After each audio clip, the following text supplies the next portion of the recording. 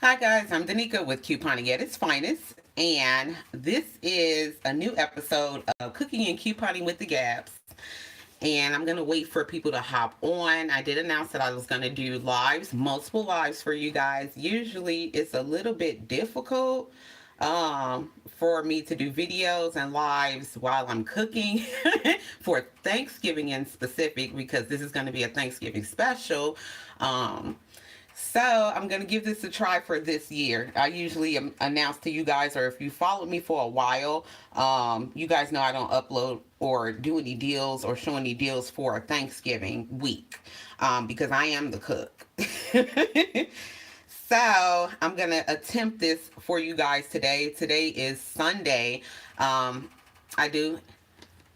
Hey, Kelly. Hey, Eclectic Rose. How are you? So I really do appreciate you guys joining me today. Now, I am completely raw. This is me in my house today, in my kitchen.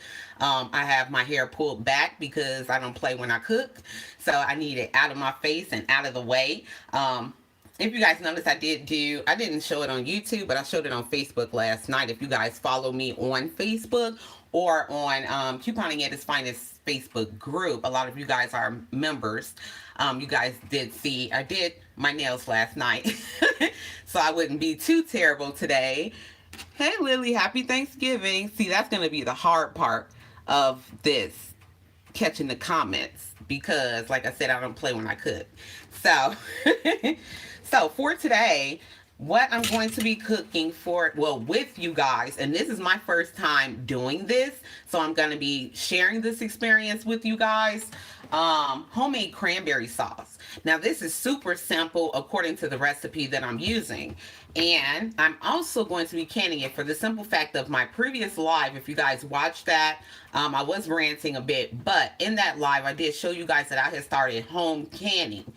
Meaning preserving my food. I've always preserved other ways except for canning and dehydrating. I don't have experience in those, but I'm brand new to canning. I just started. It's been about a couple of months, maybe the end of September. Or mid-September-ish, I started canning. And canning is just putting your food in jars and just making them shelf stable. And also making sure that they're sterile, different things like that. I'll go over all of that with you guys and share with you guys what I have learned so far. I think I've been doing pretty good. We're not dead yet. We actually started eating some of my canned goods. We got to the point where we needed them. I made habanero pickles so far. I've made hot jalapenos. Now those, I'm going to tweak those recipes. They're a little limp for me, so I need what's called pickle crisp, and then they won't be so limp after I process them, which I'll show you guys that as well. I've made hot habanero salsa, which my husband, he did cut up the, hey Damien, you guys will probably see him this week in the lives as well, because he said he's going to help me cook, because we have a lot to do. I had to actually make a list. It's on my refrigerator. So but anyway, I've made those things. I've made homemade apple pie filling, and if you guys follow me on Facebook, you guys have seen those things that I've made, because I always post and share with you guys. Let's see. Bev Squad. I guess that's Miss Bev. Hey, how are you and the family doing? We're doing good. It's quiet today and it's cooking today, so that's a perfect environment to cook. Quiet. And also, shout out to Cassie and to Miss Bev and to Miss Diana Carnes on Couponing at its Finest Facebook group. Because, like I said, I'm new to canning, but they have been my go-tos. And I have bugged them to death for information. So that's, I mean, they had no problems with it, sharing their knowledge with me, because they're veterans. They've been doing it for years and years and years. So I kind of trust their word. Just like you guys trust my word for couponing, I trust their word for canning information. Happy Thanksgiving. Hope you and your family love you. Love watching you, sweetie. Thank you. Same to you, huh? Hello, Tara Lynn. And yes, I butchered name, so I'm sorry in advance. Hey, Miss Lisa. Yes, I see you commented. She said she couldn't comment previously on one of my videos. YouTube wasn't allowing it, so now she can comment. So that's a blessing. Hello and happy early Thanksgiving, everyone. Bunch of happy Thanksgivings. Hey, Tanisha. Hey, Lily. The Collective Rose said, hi, Danica. It's Nicole. Oh, hey, Miss Nicole. How are you? She's been in Couponing at Its Finest Facebook group, I think, since the beginning, around that time. And it's been around for almost, it's 4 years for 2020. So 2021 will be 5 years. And I've also been on YouTube. 2021 will be 5 years. Okay. I think I am caught up. So let me show you guys where I got my recipe from. Now, the first thing is make sure that if you guys are going to attempt home canning, like I said, I'm not an expert, but I'm going to share with you guys the information. I always research everything. I treat this like couponing. I go deep, super deep, because I want to know what I'm doing and what I'm getting myself into before I start it. Because couponing is an investment in some parts, which are inserts in your coupons. Canning is an investment because you need the proper equipment for it. But you do get a return on your investment just the same as couponing. So if you wanted to look at it that way, kind of paying up front, kind of like we do Walgreens and CVS. You pay up front to get your incentive on the back end. So, so that's how I look at it. But this is the book. I just ordered this from Amazon. I think I only paid maybe $8.99 for it. And this is the Ball Blue Book of Home Preservation, Home Guide to Preserving. Let me be specific. Now, this is the most recent 37th edition. So this is what is correct currently. Another place you can go to get approved recipes, and they do have to be approved. Now, everybody doesn't do approved. I feel like I'm going to do approved. Everybody does not do it that way, but I look, like I said, I look at it the same as couponing.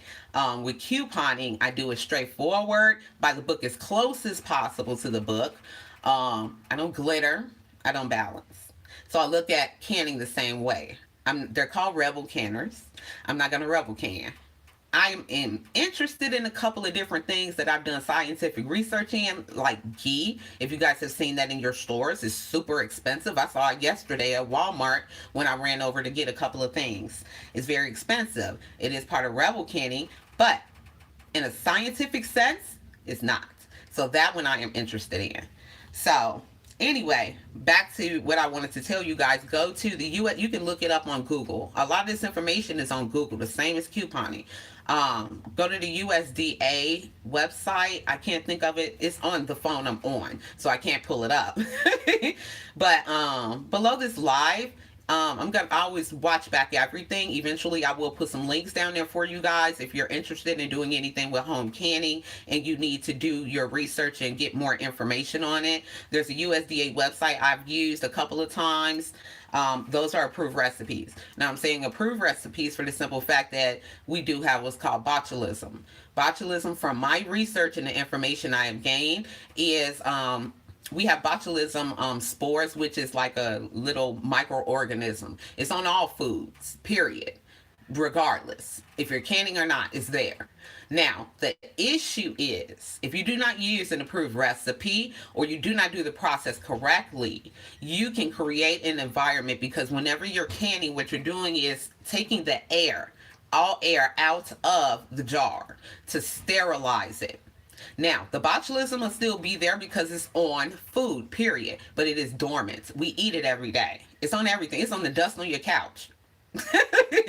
But the thing about it is, once you create that environment, if you don't have the correct pH level, acidity of your foods and different things like that you need, if you don't do it for the correct length of time, whether you're pressure canning or your water bath canning, you can create an environment for the botulism to wake up, and it will spore. And the spores is what makes you sick. So always use just my information to you guys. Always use an approved recipe. So for today, I am using the Ball Book 37th edition, and I am going to be using their recipe. They have two of them in here. You can't see that. I know you can't. But there's two recipes in here, one for jellied and one for whole berry. Today I'm going to be doing whole berry. So do you guys have any questions before I start moving around? Hey, Miss Anita. Hello, everyone. Happy Thanksgiving, Alabama here. Hey. Okay, so I'm gonna go ahead and start moving around now. In my recipe, it's gonna yield me 6 pints, and I have some stuff pre-done already. Matter of fact, let me show you guys what I have. I do have. Now I'm going to be moving the camera around and stuff so that you guys can see it. So please excuse that. But that's kind of the point of the live, so that you can see it. Am I in the way? It won't go back far enough. But anyway, I have just my spoon. I have my spoon rest. That's just my personal preference. I have my ladle. This is a new ladle. I actually broke my ladle doing my pickles about a couple of months ago. So I needed a new ladle. I had that thing since my kids were little, and my kids are grown now. So it was time. And then I have my funnel. You can buy these things. I got my kit from actually Kroger's. I have a Kroger affiliate, Smith's, and they had it for $8.99 with all of these things in it. Your funnel. This is my debubbler, and also my I guess you could call this kind of sort of a ruler like thing, but it measures your head space, because you do have to have the correct head space so that your food doesn't push itself out, which is called siphoning. And then this is my lid lifter. This is, you don't have to get this, but I got it. And then to the side, I do have a small container. Now, this is very important. This is just regular vinegar. Now, you do have to get 5% acidity vinegar for a lot of your recipes if you're doing a brine. Make sure it is 5% acidity. So that's just what I have. So I have it in this container with a paper towel. I have the paper towel over it because I do need to clean once I'm done putting everything in my jars. I have to clean off my lids. So another thing that's great for you guys to do is to take your finger and go around your lids to make sure that you don't have any cracks or dents or anything, because they can crack and break in your canner. That's not going to be happy at all. You got to clean up glass. So but it's rare that happens. I have ball jars, I have cur jars, and I have golden harvest jars. Those are the 3 that I use. So I have a big stock pot sitting right here waiting. And then I have my canner. This is a 21.5 quart canner. And then I have my lid, and it also comes with a rack. This was about $21 from Walmart. If you guys follow me on Facebook, I did an unboxing of this about a couple months ago. And you guys saw it, and I gave the information for that. So if you guys are not a part of Couponing At Its Finest Facebook group or Instagram, be sure that you guys do join with us so that you can follow me everywhere. Now, in here, I do have 8-pint jars. Now, I don't want to take them out because I need them at temperature. What I'm going to be doing today is called a hot pack, which means everything needs to be the same temperature, hot. So your food is going to be hot, your jars are going to be hot, and then back here, I haven't put the water in, but I'm about to now. I have my lids. These are ball and cur, I think, lids. And these are really great lids. They have a little rubber gasket on the inside that does seal. And then they're pretty much metal. They have the little pop tab right here. I don't know if you can hear that, but that lets you can hear that once you take them out of the canner, once you're done processing, and they'll start popping. You'll probably hear that in this video. But anyway, I have them all sitting here. Now some people simmer their lids to bring up that gasket, that rubber, to make it soft so that you can get a good seal once you start processing. Some people do, some people don't. I opt to simmer them. I don't see a problem with doing that. I'll take that back. The only issue I've seen so far, which is not that big of a deal, but once I'm done processing and I put them to cool off on my, make sure you have like a pad or something somewhere they can be undisturbed for 12 to 24 hours. I usually do close to my full 24 hours. But I have noticed a little bit of rust on the top of the lid, but what I do is take a clean dishcloth with some vinegar and I wipe it off, and it doesn't really bother anything, and it stays that way, and not dust my jars because that's food. So so yeah, I'm gonna go ahead and start simmering these lids. Now, you don't want a lot of water.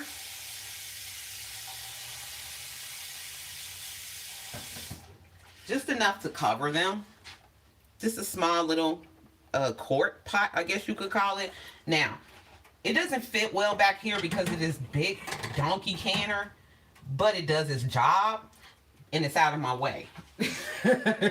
So I'm not bumping into it. What I do is I just make sure it's not touching the canner, and I turn this on low. You don't want to boil them. You want to simmer them. If you got a couple of little bubbles, you're perfectly fine. But don't boil your lids. Now, another thing is they tell you to sterilize your jars, bands, and lids. Matter of fact, I don't have my bands in here. I have them. I washed them. I washed everything. That's another thing. I'm very clean with this. I don't want no botulism. I want to stay here a little while. So I clean and wash everything with anti-bac. I wash my counters. Everything has been Lysol and bleached. I don't want nothing. I want to be clean. But let me show you guys my bands real quick.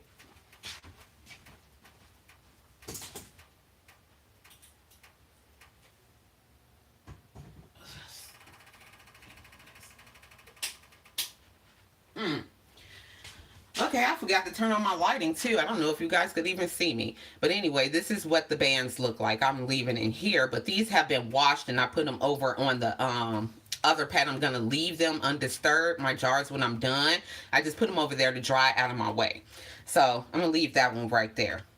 Okay, now, first off, what I'm going to do is, now, if you're just doing it the same day that you get your cranberries, I'm going to pull this up front, but I'm not going to cook it right here. And so it can be right where I need it. But anyway, if you're getting them the same day, you can just go ahead and toss them in. Now, for me, I'm a freezer person, and I like to pre-do things, especially with canning. It's very important to pre-do stuff so that you're not dead at the end of the day with zero energy, because this does take a lot of energy. So I already washed and went through all of my cranberries. Make sure you don't have any, they said, diseased or, you know, any that don't look good, chunk them. So I've already done that, and I put them in a gallon freezer bag that we get from Walgreens for free, and they're waiting. So I'm going to grab those right now so that so that they can go in this pot.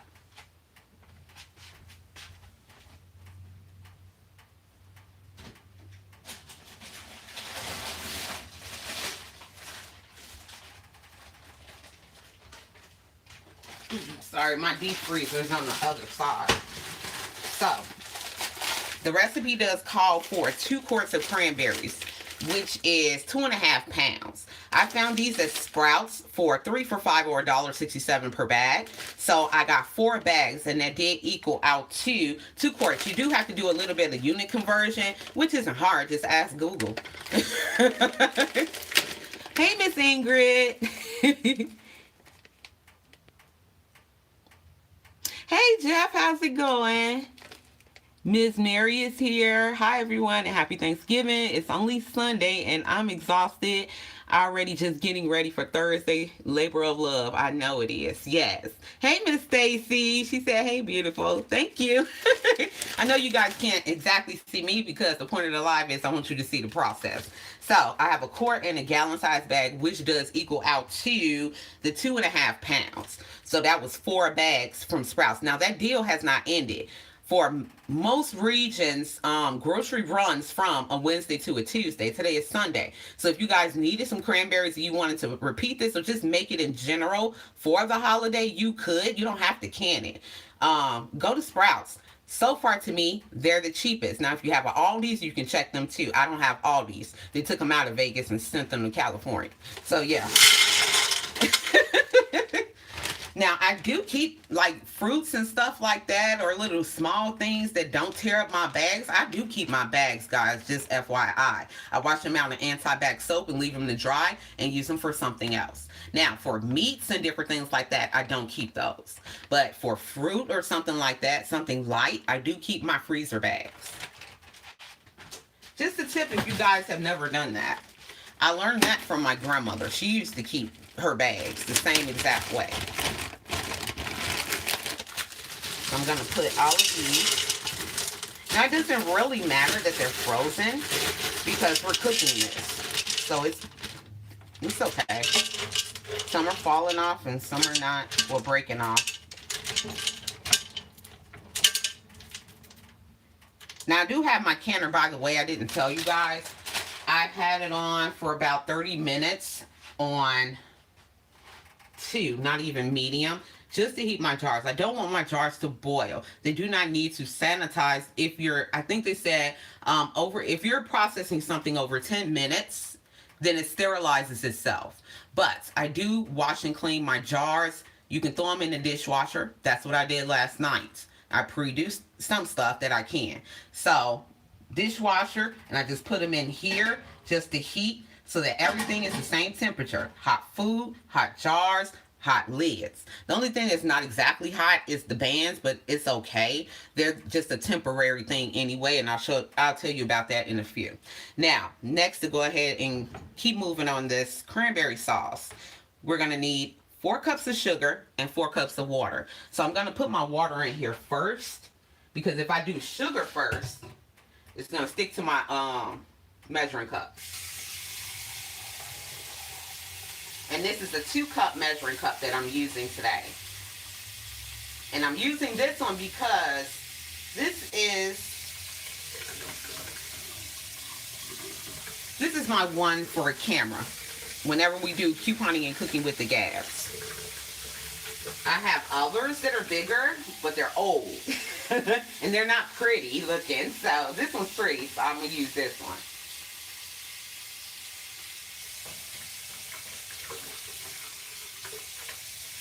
Okay, so that's exactly 4 cups right there.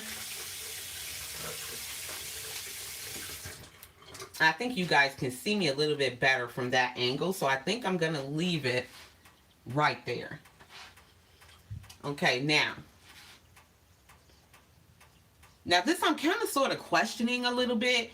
It's 4 cups of sugar in the recipe.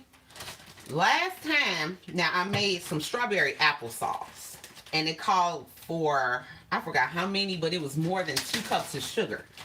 And I had the right proportions, and I used 2 cups of sugar and tasted it, and my God, it was cloyingly sweet.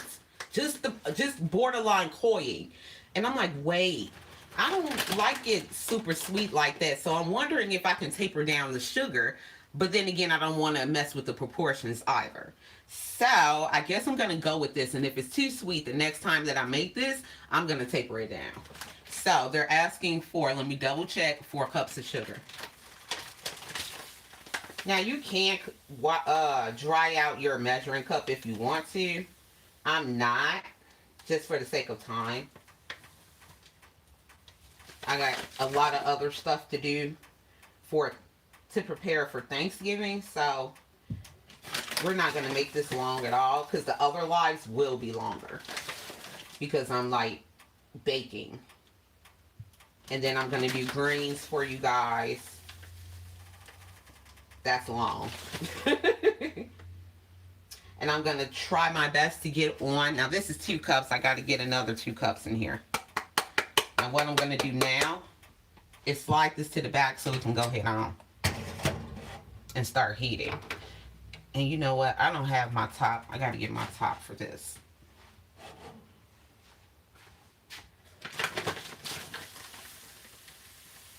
Uh-oh.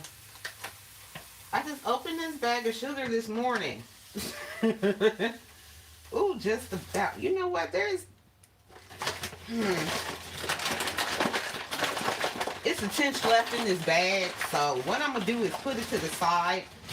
And when I'm done and I clean up and everything, I'm going to throw this in my... Usually I have my sugar container. I've moved everything for this live. I don't have hardly any appliances left in here. So I'm going to just put it in my sugar container that we use. And I'm going to pray about this sugar. Lord, please don't let this be too much sugar. I would like to eat this for Thanksgiving. And I don't like it cloying. I just really don't. But that is the recipe. And that's it. Just sugar, water. Now, the other thing that's in the recipe is this orange. I'll show you in a second.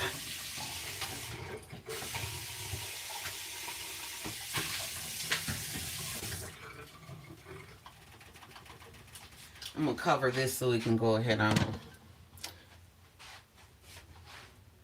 Now, it does call for a little bit of orange zest at the end. It says at the end of the cooking process. Now, I'm going to boil this. Let's see.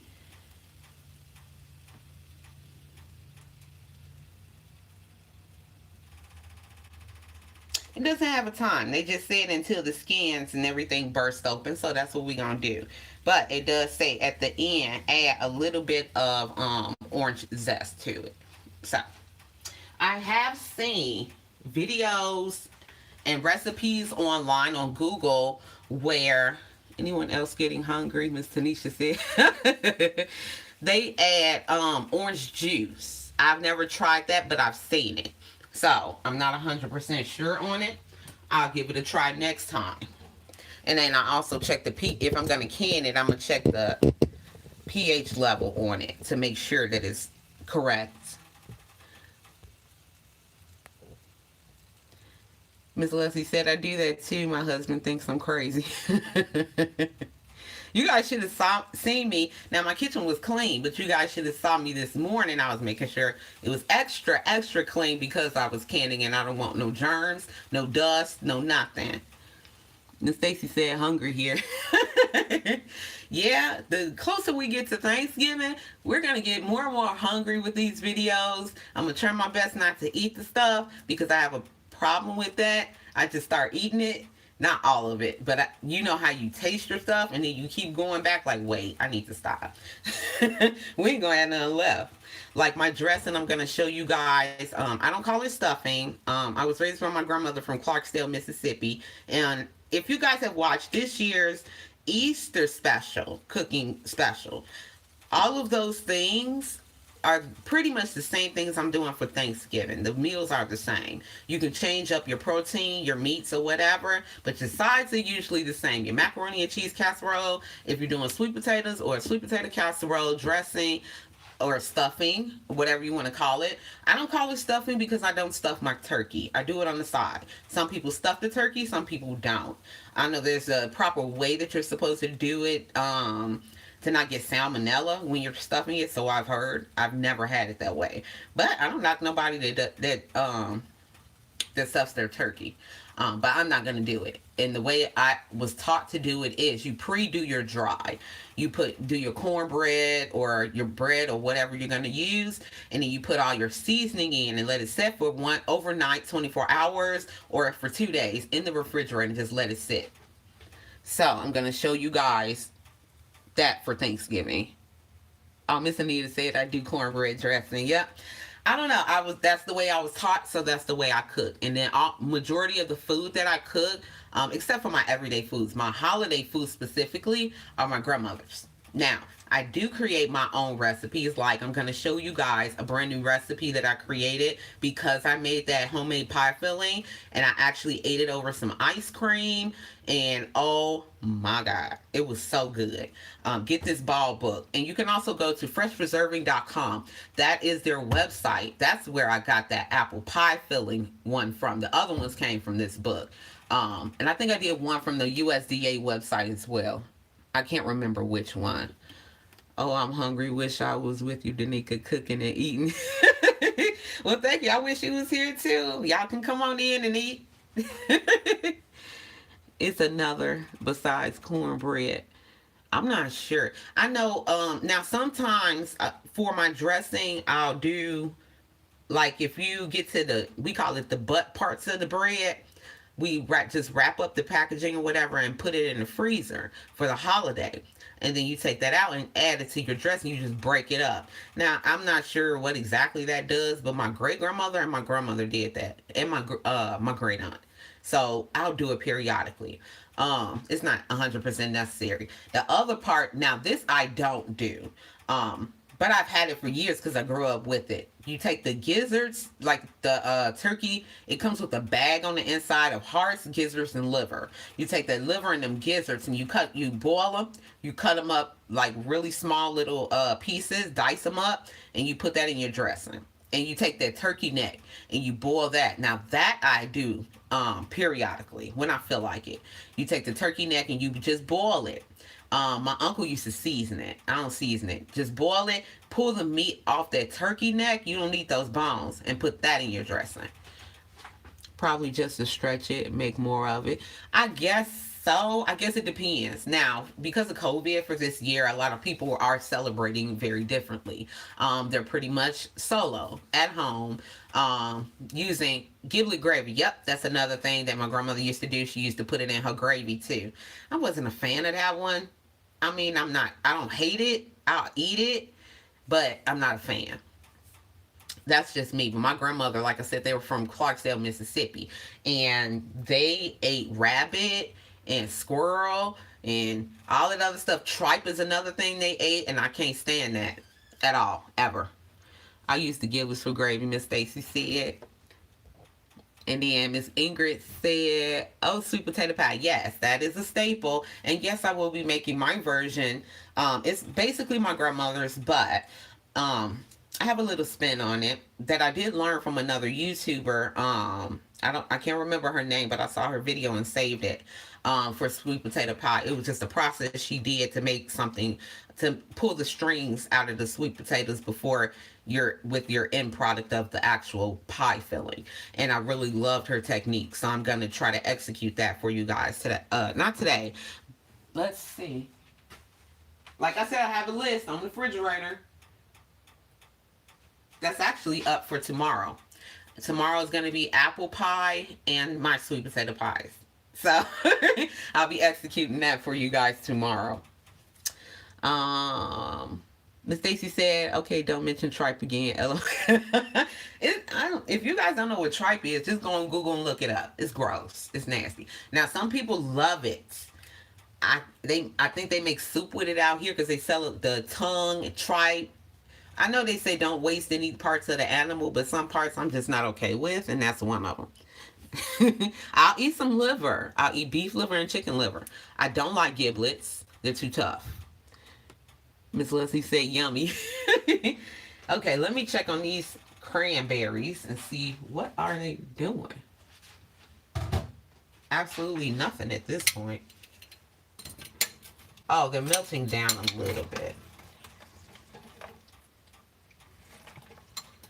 Yeah, they're getting there. I'm going to pump it up just a tinch. Now, it's okay to pump it up a little bit just to bring it up to temperature, and then turn it down a little bit and let it go ahead and simmer and let them go ahead and start bursting open and everything. T-Chan said, "Hey."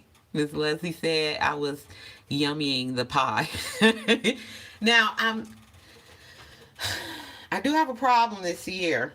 There's so many things that people have requested, and there's stuff that I want to make, but I'm not sure if I can eat it all. I'm probably end up freezing a lot of it and taking it back out for Christmas. Hey Michelle. I'm making the apple pie, the sweet potato pies. I'm making 2 sweet potato pies because one is going to go in the freezer, and yes, they freeze very well by themselves. What you do is you can wrap them up. There's 2 options. Mainly take some saran wrap. Wrap it up really good. You can put foil and wrap it up on top of that if you want to. And take that and put it in a gallon Ziploc bag. Then put it in your deep freezer. It's perfectly fine. My grandmother did it for years, and then I started doing it for years. It's perfectly fine. You can make 2 pies. One be for Thanksgiving. The second one put it in the freezer for Christmas, and that's one less thing that you have to do. So yeah, that's what I usually do. Now those 2 are on the menu for tomorrow. After that, I'm going to be making a German chocolate cake. Now that was a request from my daughter. I'm okay with German chocolate. I'll eat it. I've been eating it for years. I have no problems with it. But I'm not feeling it right now, but she is. So I'm going to probably cut that in half, give her half to take to the dorm with her, and I'm going to end up freezing majority of it. The other thing is Damien. He requested a chocolate pie. So I found a recipe on YouTube, a really great one, and we're going to be executing that.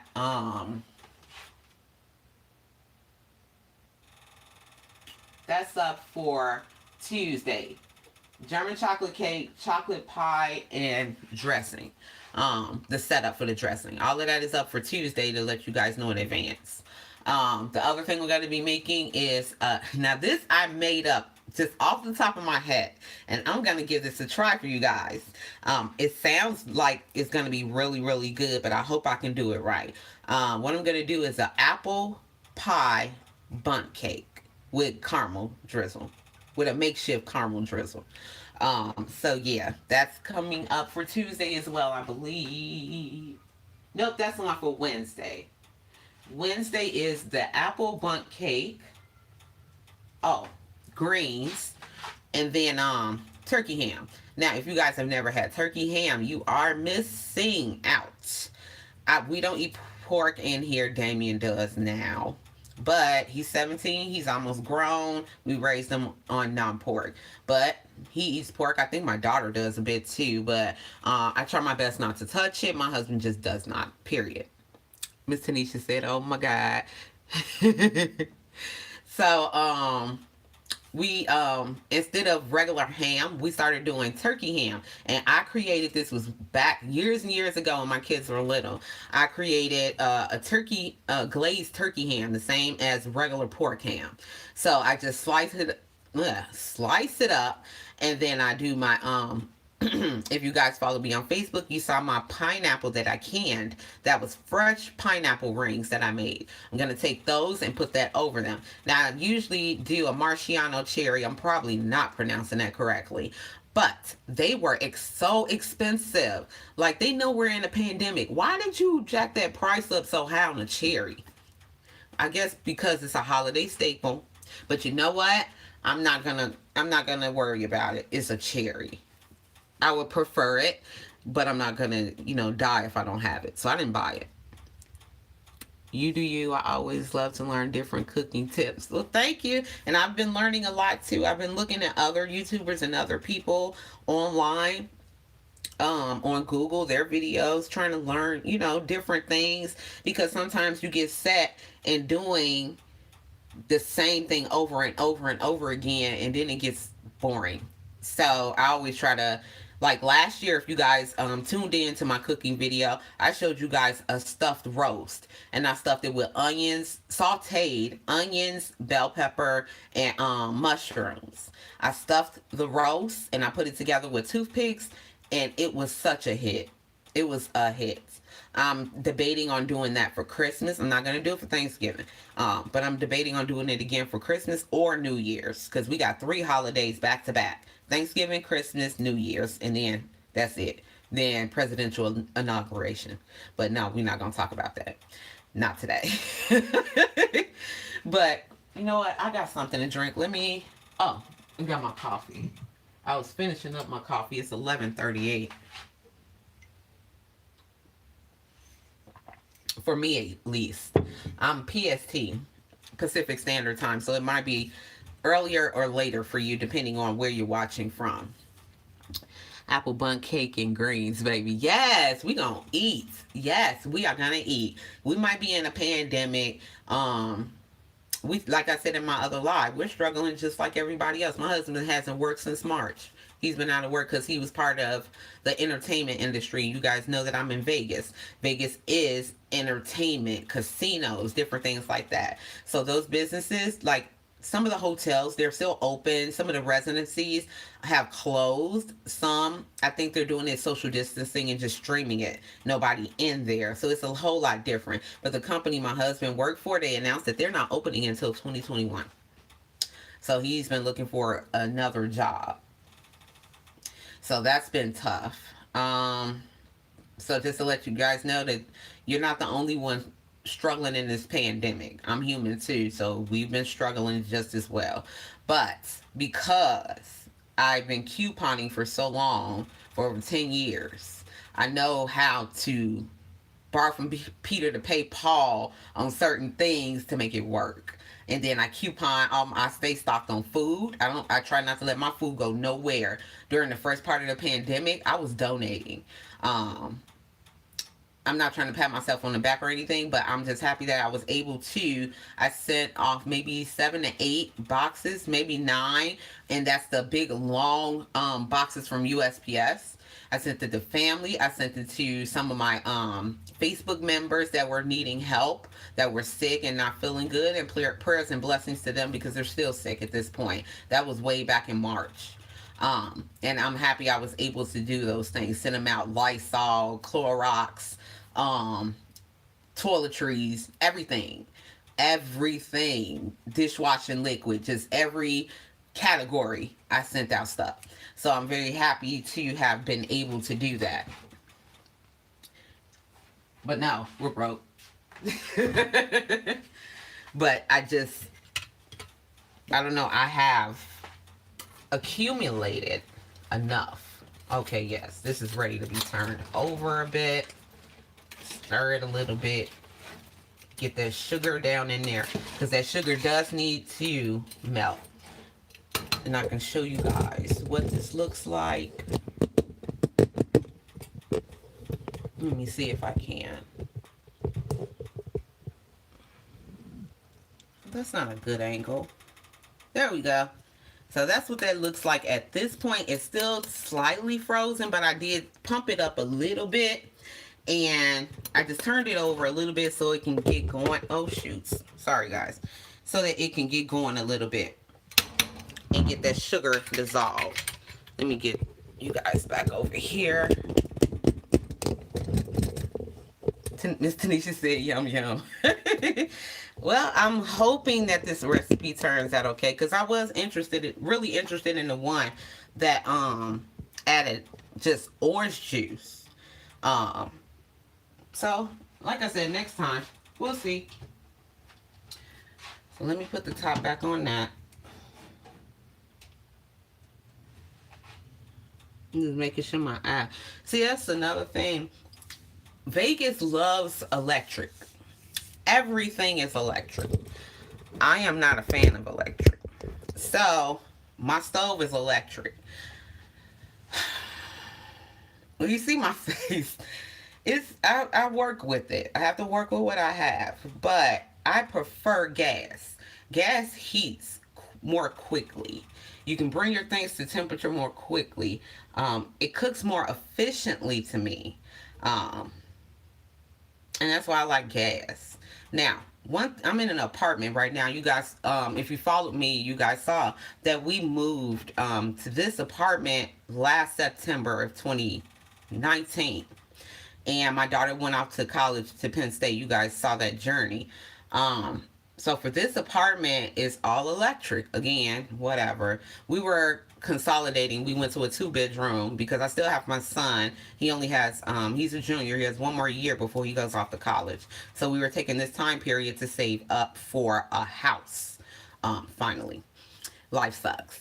But it sucks for a lot of people. But yeah, we were saving up for a house. So we ended up here at this apartment to save money because it was cheaper than the townhome we had. We had a really big 3-bedroom upstairs downstairs townhome, and it was pretty pricey, and it kept going up. And I'm like, wait, I'm a saver, I'm a couponer, so we need to start saving money for the things that we need.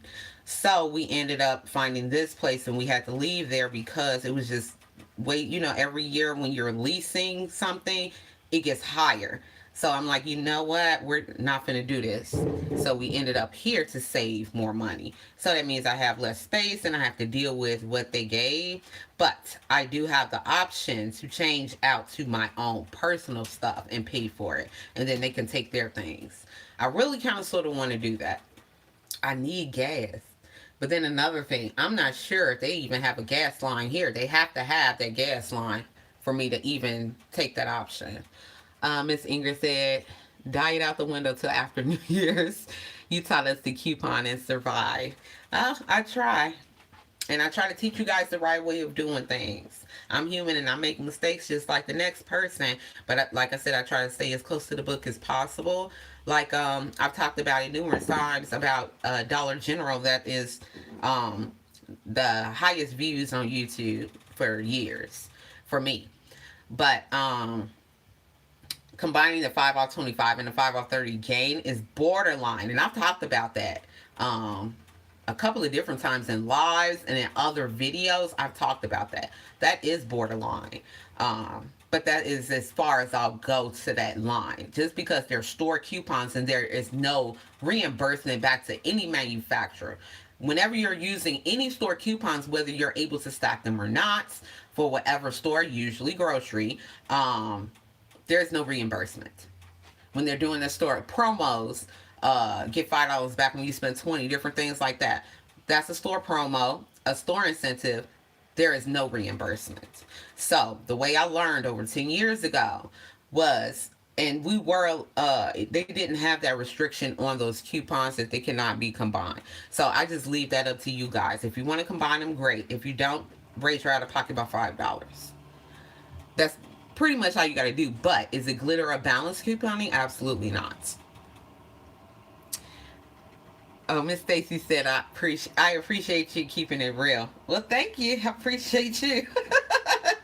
I appreciate everybody. I'm here to just try to keep giving you guys good information and good knowledge. Whenever I learn something new, I do share that with you guys, whether it's on Instagram, Facebook, or YouTube. The thing about Facebook is it's very instant, it's very quick. It's quicker to do that than it is to upload a video on something. But if it's that important, I will. I have no problems with doing that. My son just came in here and left. Oh, that's what I forgot to bring in here. While we were chatting, I could sit down and get off my feet. Hang on one second, guys. Let me grab my little stool thingy. Hi. You want one now? You want me to go? It's one right there. You can go in there. They can't see you. No, I'm about to go. Really? I was about to go in there. And watch this light. Oh, this is my son. And I just need to get this cane so I can sit down for a minute. The chair is, wait a minute, where is it? Oh, there it is.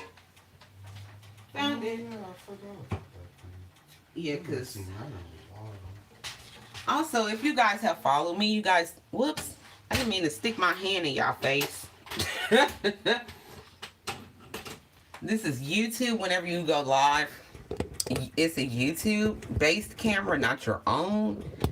So the perspective is rather off. So I can sit down. Oh, that helps a lot. Let me get away from this canner. Because I always tell Damien, because he like to walk around with no shirt on. When he come in here and I'm canning, stay away from this canner. Now, if you didn't know, a water bath canner can get up to, well, it's supposed to get up to, once it's at boiling points, 220 degrees Fahrenheit. So yeah, you can come over here and knock it over with no shirt down if you want to. Just make sure you do it after you're 18 so that it's not child abuse, because I didn't do it. I'm just talking. Hey girl, just got out of church, living lives with. Oh, hey, how's it going? Yeah, a lot of people went to church this morning. So that's the thing about lives as well. You can always watch them back after I have uploaded them. Now, for those of you who are here live, you can see everything right now. But everyone who has to watch it back whenever you upload those things. What is that in front of you? Oh, the microwave. If you guys can see what I see, it looks crazy on my side. But anyway, whenever you watch back a video, it takes a while for YouTube to get it up. The longer the video, the longer it takes.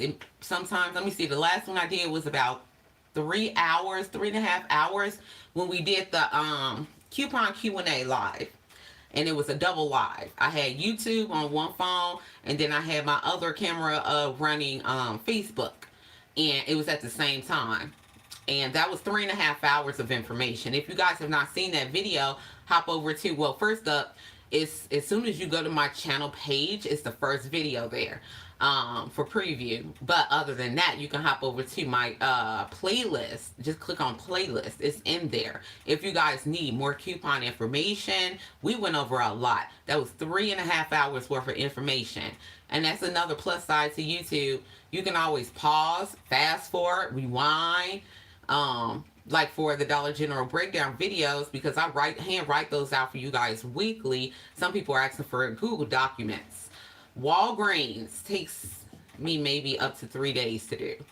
I can't do Google Documents for that one, but I do the Google Documents for Walgreens. That's the harder store technically.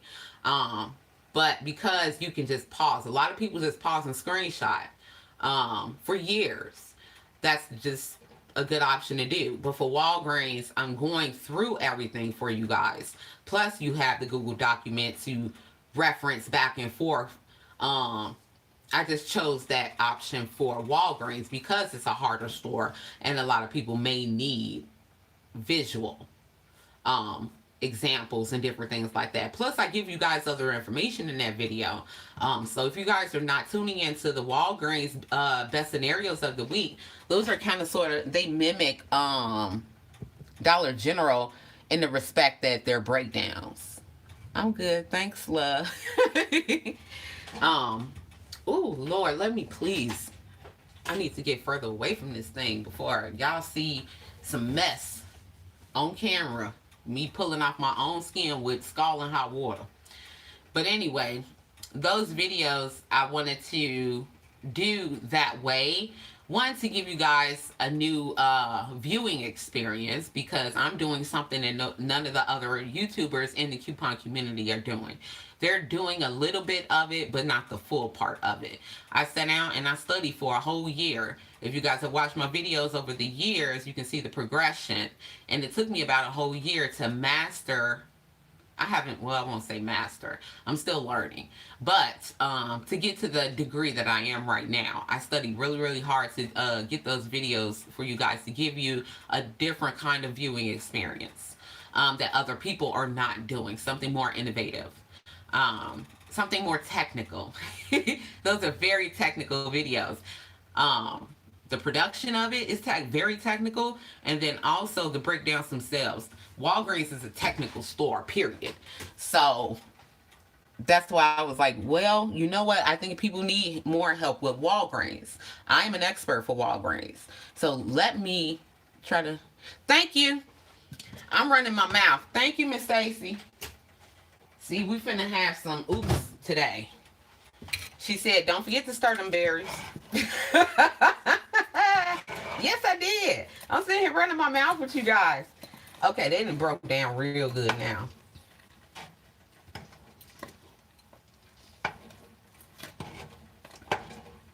Thank you so much, Miss Stacy.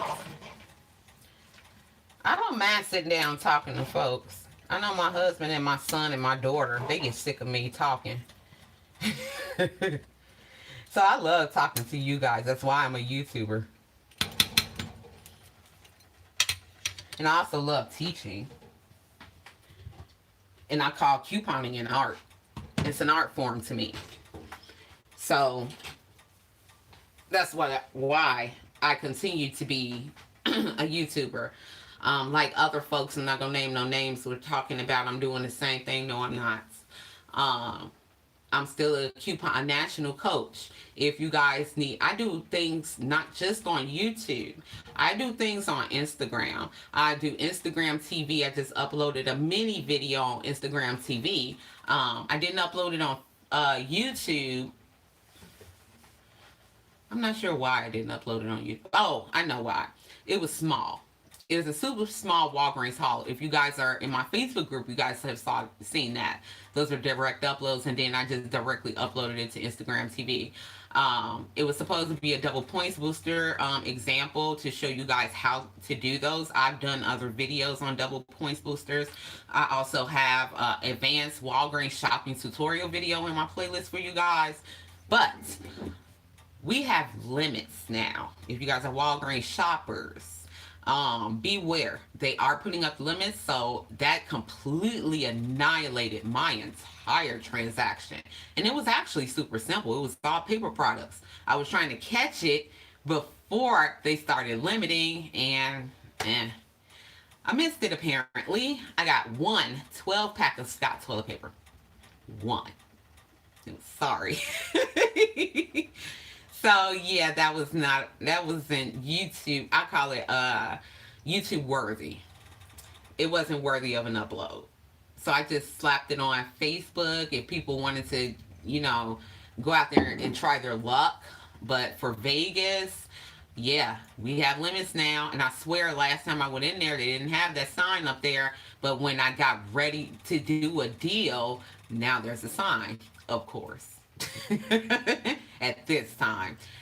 So it was if you guys know today is Sunday, never mind. The deal is over. I did the Mentos deal. They were little bitty. They're over there in a bag. I have a big bag full of just different candy and gum, and I have a bin in my cabinet too, full of candy and gum we get for free.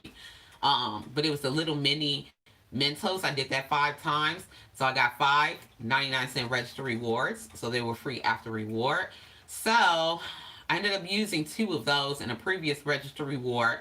Brought my out of pocket down for the toilet paper to 77 cents, and still was left with 3 more 99-cent register rewards. So because I'm on break for this week for Walgreens and Dollar General, if I go on break, I break. I take that opportunity to spend it with my family. So I have not looked at, I've glanced at, I won't say that. I glanced at Walgreens for this week. I have already previously seen all the Black Friday ads. Joined Couponing at its Finest Facebook group. About 2 weeks ago, I posted almost all the ads. I posted maybe 20 to 30 links for the ads for you guys. They've been live for quite a while.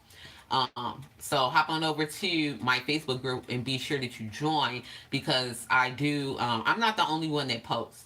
I have a lot of veteran couponers in my Facebook group as well. And I also have a team that are veterans as well at different aspects. Like I have my other admin, Kimberly. She's a veteran for Ibotta deals. Now, I do Ibotta, I do Fetch, and all those different rebates. I've been doing them since Checkout 51. There's another one called MobiSave years ago, about maybe 3 or 4 years ago, something like that. That's when they first started booming. I was doing the rebate apps a lot. I kind of tapered off a little bit, so I still know my rebates, but I don't do them often. But I do try to give them to you guys when they're really, really great and they are the lowest out of pocket. Or you're just getting your money back, period. So I do have a lot of veterans on my team. I have Miss Sika. I have my newest moderator who is here with us now, Miss Ingrid. She does a lot of rebates. She does a lot of sweepstakes. So we have different elements of saving. You can enter through those links that Miss Ingrid posts, and those are really important. It's for free. Why not? Just sign up for it, and if you catch it, great. If you don't, move on.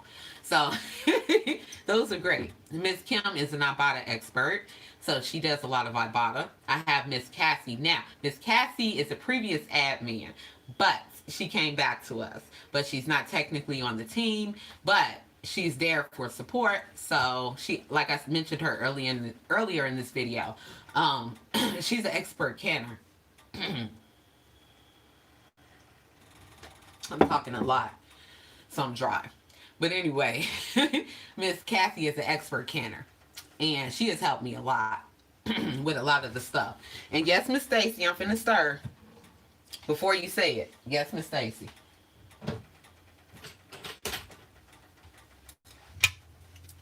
And that's why I have this little spoon lifting also, because the thing about cranberries that I learned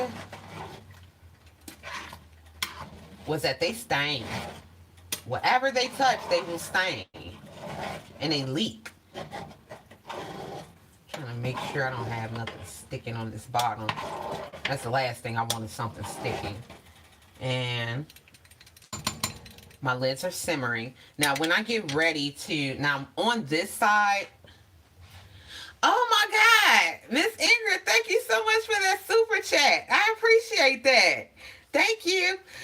That's one thing I have never implemented into couponing at its finest, was donations. You guys are always welcome to donate to the cause of couponing at its finest.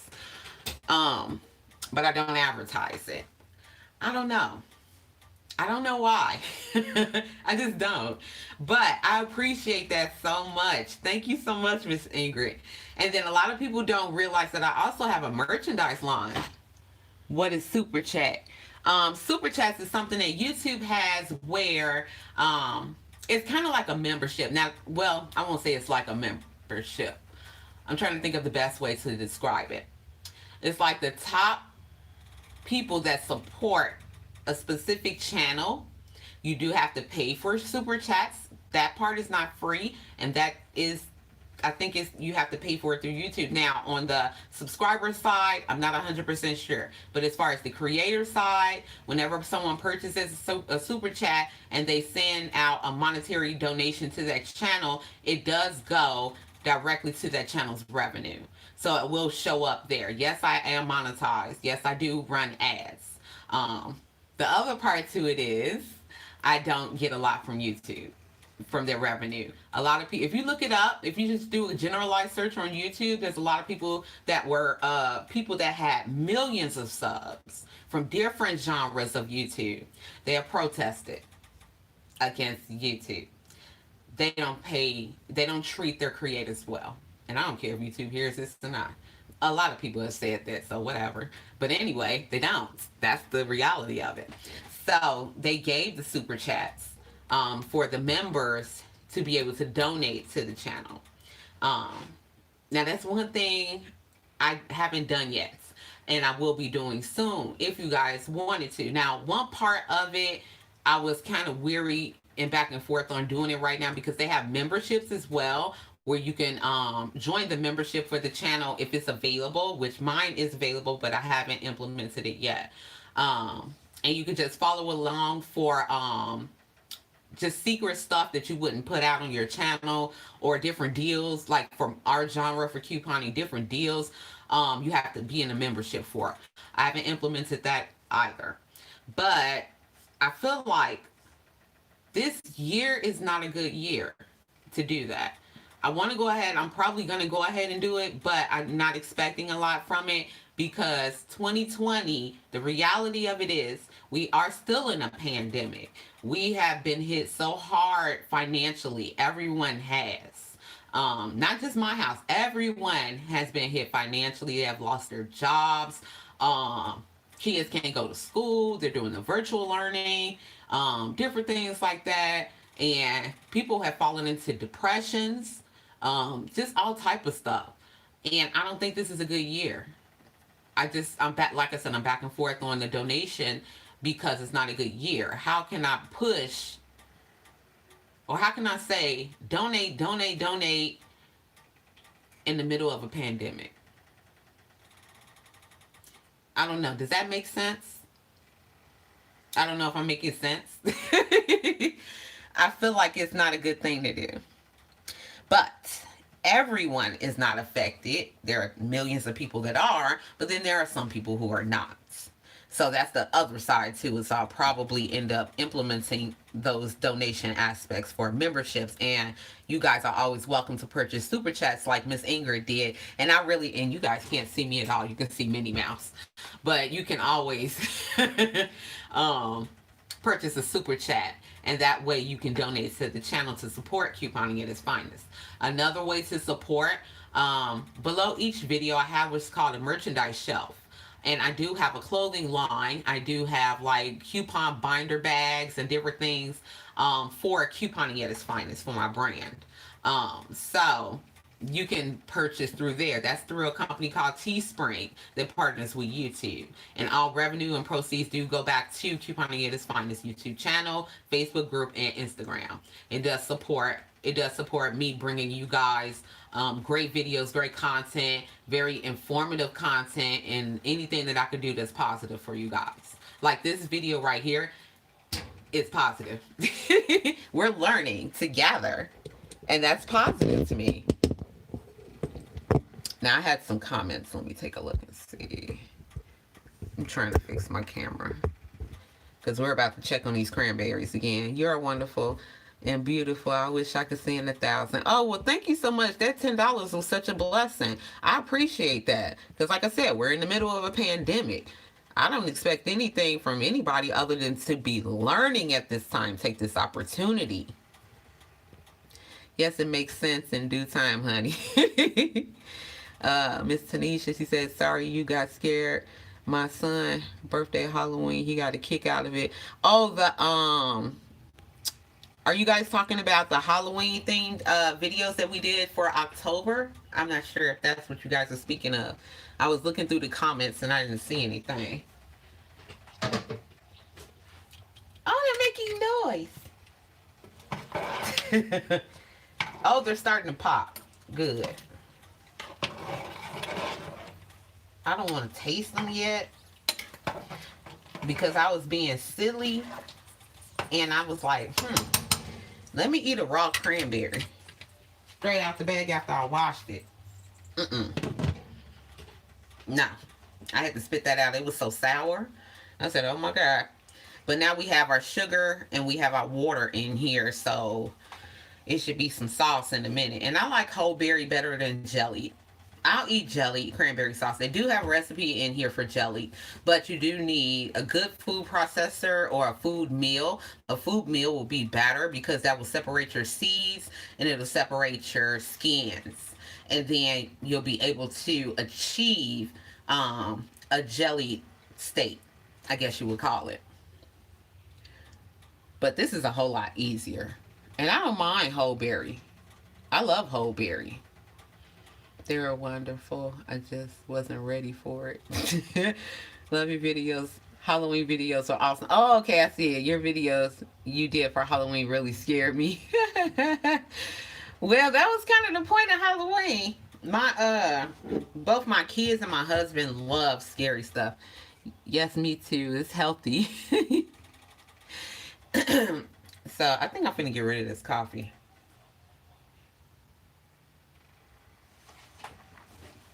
It's 12 o'clock. I have no business drinking coffee at 12 o'clock in the afternoon.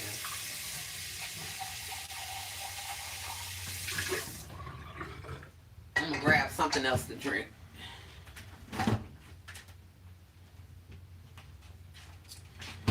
Now, if you guys saw my Dollar Tree haul video, I showed this, but this is more. I've been buying them constantly. This is aloe vera and honey exposed.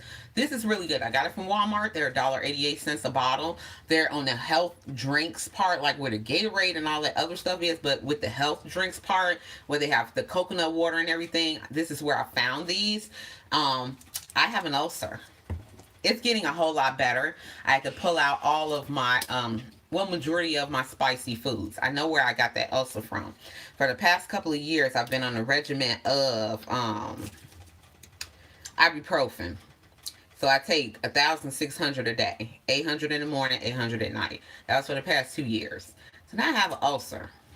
Yeah, that's fun. So I looked it up on Google.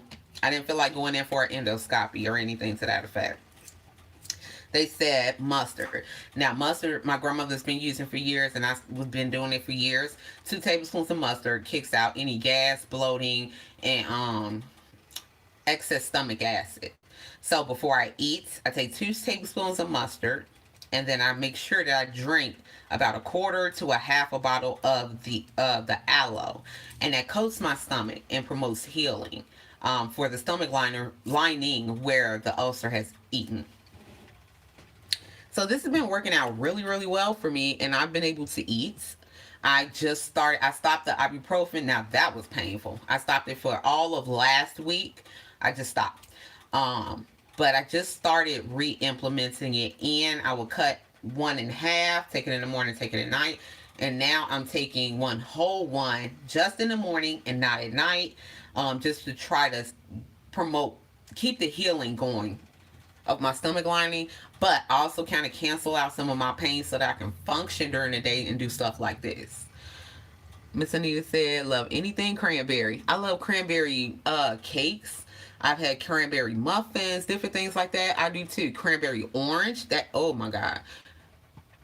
Yes, your Walgreens Halloween video is very cool and fun. Thank you. Yes, it will give it to you and make you bleed inside if you take it too long. Yep. And the reason I was just on regular ibuprofen was because if you guys, I don't know if you guys know of it or have heard of it, there was a medication called Vicoprofen. Let me stir these cranberries again. Move this out of my way. If you guys have ever heard of a medication called Vicoprofen.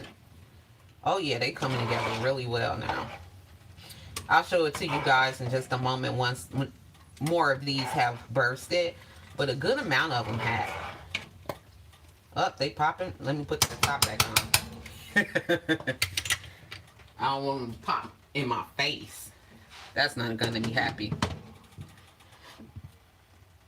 Excuse me, but Vicoprofen, Vicophroren, if I'm spelling it correctly.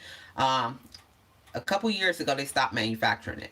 Since 2009, I've been on Vicoprofen. I was diagnosed with multiple sclerosis in 2009 in Chicago, and that's what they were giving me: gabapentin and Vicoprofen for pain management. So, a couple of years ago, they stopped manufacturing it, period. So, I didn't have any pain management. I do not tolerate any of the higher levels of pain management. Norco makes me sick, which is kind of the same line. But higher, like oxycodone, different things like that, I've tried. Mm-mm. It makes me so sick. I have a very sensitive system and picky. And I can't take those things. The only thing I can take is Vicoprofen. Now, they do have Vicodin mixed with acetaminophen. I can't take that either. It's something with acetaminophen, which is basically Tylenol, that makes me sick. Ugh. I hate my system. It's intolerable, insufferable. But I have to do what it tells me to do. Yes and no. So, I was without pain management for a good while.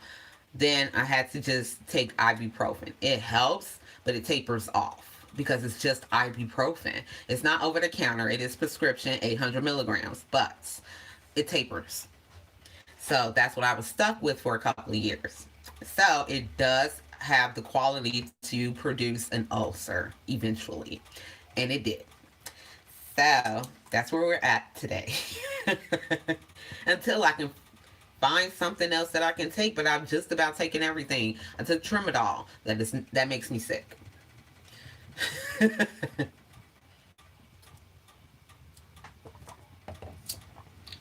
So my best option at this point is to heal this ulcer. Keep drinking aloe. Keep taking the mustard. And I've pulled a lot of this spicy stuff out of my diet. I've had a little bit. I actually splurged one day and forgot I had an ulcer and paid for it later. So that wasn't happy. Oh, let me cut that down a little bit now. See, now thing came up with the temperature. Now I want to turn it down.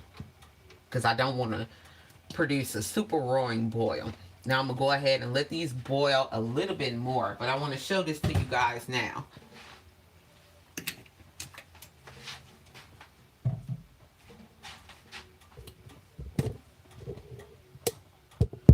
Up.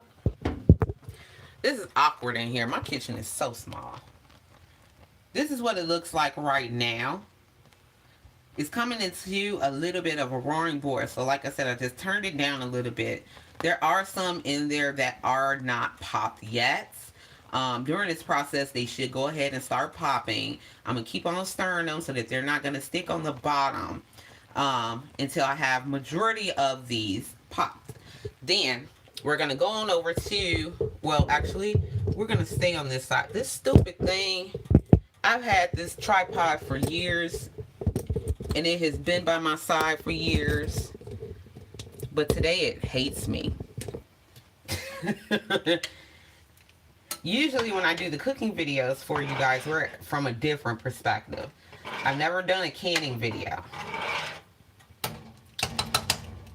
So we had to switch up some things in the kitchen. So therefore, I had to switch up my perspectives. And I'm not exactly happy with it. But as long as you guys can see me and see what I'm doing, we're doing all right. So on this canning process, for everyone that is here, and thank you guys for the thumbs up. I appreciate it. For everyone who is here, did you guys have any questions? Or are any of you guys interested in canning if you're not doing it already?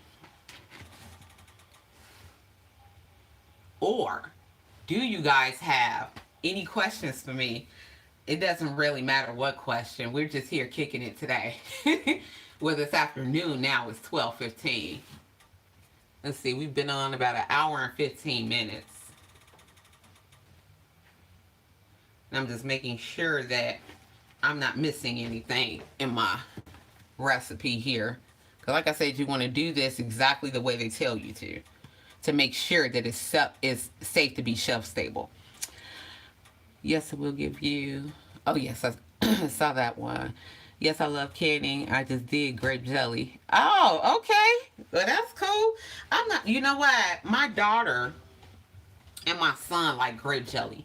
I did strawberry preserves. I have like I think I only have two jars left. I put it over ice cream. I've been putting everything over ice cream. I don't know why. I had got some ice cream off a coupon from my Albertson store for a quarter. So I've been putting everything over ice cream.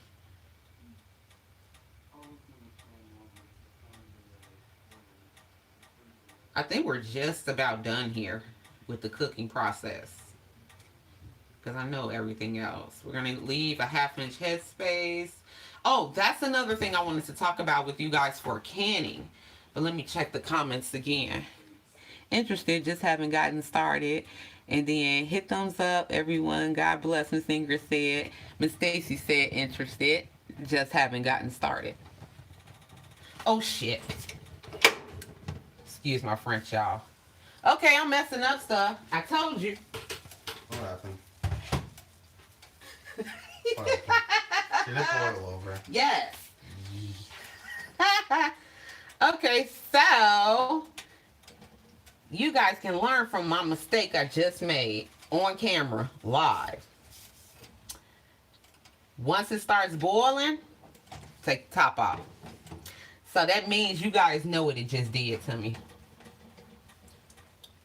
It boiled over.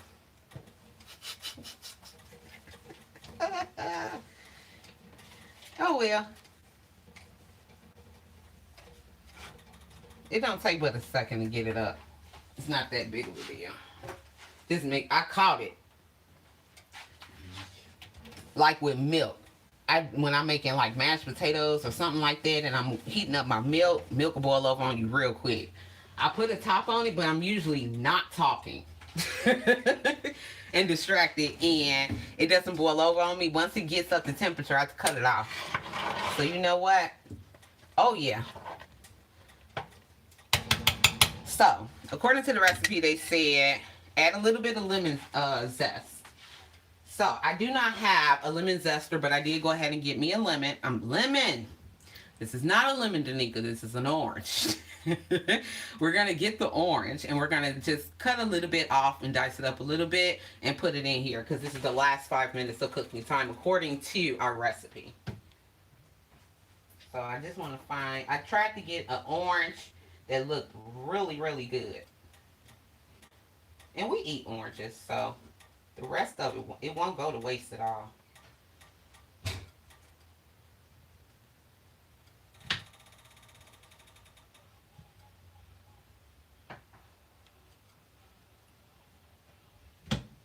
So I just cut up a couple of little pieces off of here. And I'm going to show it to you also. Now I haven't diced it up. I'll get another one. I haven't diced it up yet. But I just cut off the skin part. My knife is really, really sharp. And I'm about to dice this up. And we'll get one more little good piece off of here. Well, maybe two. Alright, that should be cool. Now I'm going to just dice this up a little bit. So I'm assuming that this is equivalent to orange juice. From what I was talking about earlier, how I've seen people just add orange juice. I'm assuming it's not, and I'm not sure why. I'm going to have to look into it. Why that wouldn't be safe for canning. Because of the acidity of the orange juice. Maybe because of the fillers that's in it. Because a lot of the food that you buy in the store has fillers. It's not just what it says on there. There's a bunch of other mess in it. And that's part of one of the great qualities of canning. All of this is your own hands, your own work, and there's no fillers in it. All it is the food itself.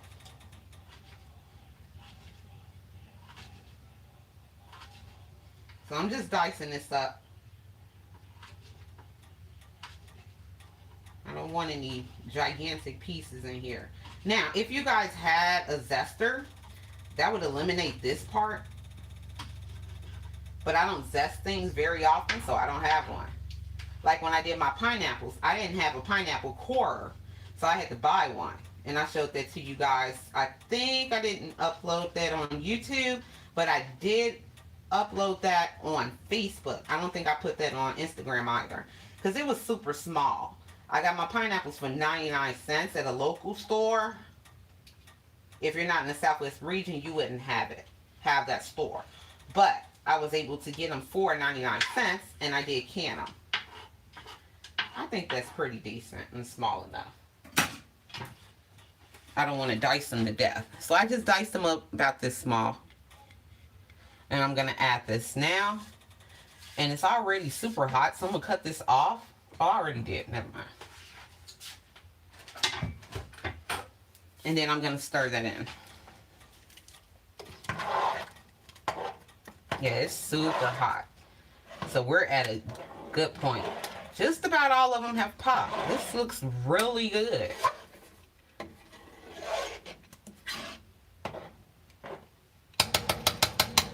Okay. Now, I'm going to remove my spoon and my ladle because now it is time to get these canned up. Actually, I think I'm going to get a piece of paper towel. Those are my clean kitchen towels. And like I said earlier, cranberry stains.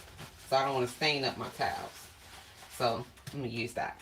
Now, what I'm going to do is take the top off of my canner. Now, like I said, we're going to be using... this is garbage.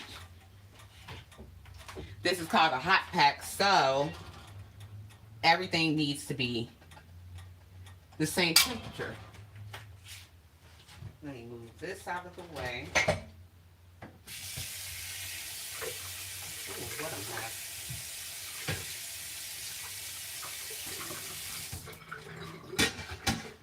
That's super hot, so I just needed somewhere else for it to go. Now, what I'm going to do is let me go and get my bands really quickly, and I'm going to put my recipe book up and put my stool up. It's actually a sit-down cane. Give me 1 second, and I'm going to get my bands because we're ready to start jarring.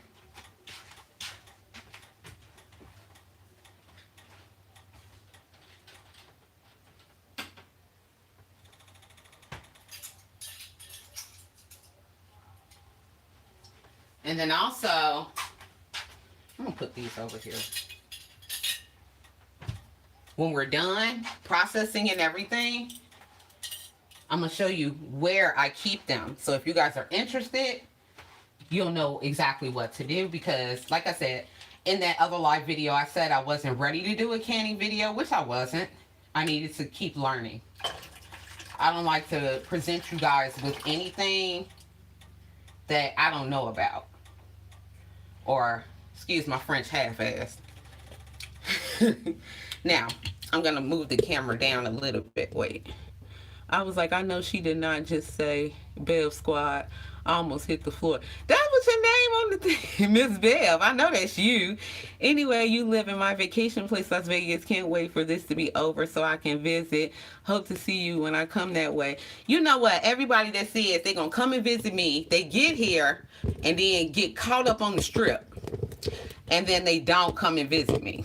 I'm going to try to tilt this down as far. Whoops, shoots, not that far. Wait, is that a good angle? That may be a good angle right there. So that you guys can see what I'm doing. Now, I do need my towel. Now, I'm actually going to take another one out. I'm going to do 2 at a time. And I want to put the top back on this. Now, sometimes I do pour some of my little canning water in just to make them a little bit level. I'm making sure.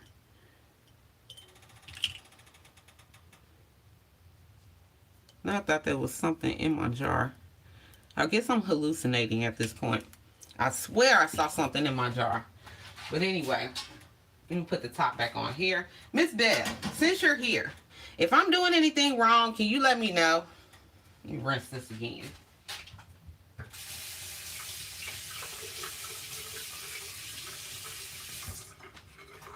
Trying to move a little bit quickly as well because I don't want to lose my temperature.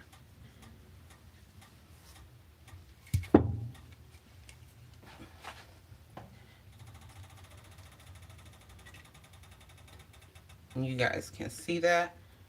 I'm just ladling it right on in there. It looks really good. I can't wait to eat this. I love cranberry sauce, period. But if you guys have noticed, Ocean Spray and even the off brands of cranberry sauce, when it comes time for the holiday, go sky high. I will not pay almost $2 for one medium-sized can of Ocean Spray cranberry sauce. Absolutely not. Now, there's a couple of things right here I'm about to show you guys that is super important that I learned was super important because in the beginning I made the mistake of missing steps. I'm going to do, it's called debubbling. I'm going to take some majority of the bubbles as much as I can out of these jars because we're creating a space of no air. So we got to get the bubbles out. Now I'm going to come back to the comments in 1 second because I want to try to keep moving. Now I have 8 jars in my canner. It says 6, but I have 8. I'm gonna put this over here for 1 second. I have 8. I always over so that I can make sure. See, look at that. I got food outside of. And what you do to debubble, you just go around the sides and just go up and down and make sure that you try to get as much as the air out as possible. I'm going to debubble both of these. Now with this being majority liquid, this one I think I need more. It's going to go down. So we're going to need more.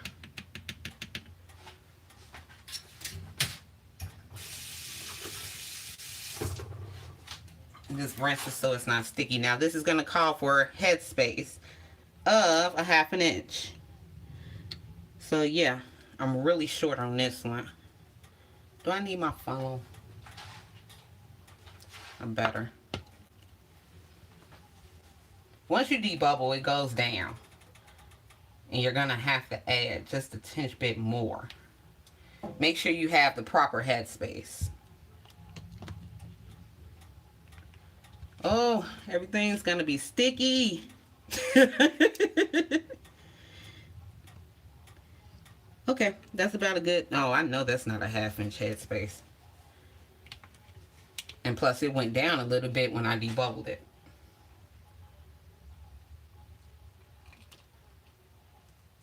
Trying to be a tad neat with this, but also keep moving and keep talking too. That may be too much. I'm gonna get a spoon. Yep, that's too much.